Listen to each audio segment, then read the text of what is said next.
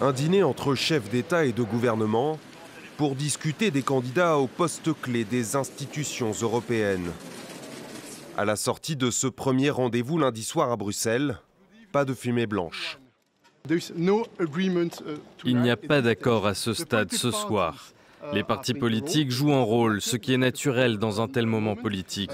Ils ont fait des propositions et nous aurons l'occasion dans les jours à venir de travailler davantage et de préparer les décisions que nous devons prendre. Nettement renforcé au Parlement de Strasbourg à l'issue du dernier scrutin, le Parti populaire européen de droite cherche à peser davantage sur les postes clés. Issue de ses rangs, Ursula von der Leyen est pressentie pour empiler à la tête de la Commission. De son côté, le groupe des sociaux-démocrates, deuxième au Parlement, soutient l'ex-premier ministre portugais António Costa pour une présidence de 5 ans.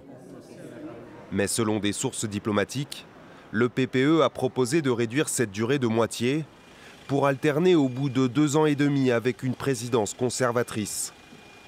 Avec un Parlement qui penche plus à droite que sous la précédente législature, le PPE s'affiche en position de force. Je ne pense pas que nous allons rejouer 2019 quand tous les postes devaient être attribués. Ce n'est pas le cas. Tout est plus clair. Après Josep Borrell, le poste de haut représentant pour les affaires étrangères pourrait revenir à la première ministre estonienne Kaja Kallas, qui affiche avec constance un soutien sans faille à l'Ukraine face à la Russie. Fruit d'un savant dosage politique et géographique, l'accord global sur les postes clés européens est attendu pour la fin juin.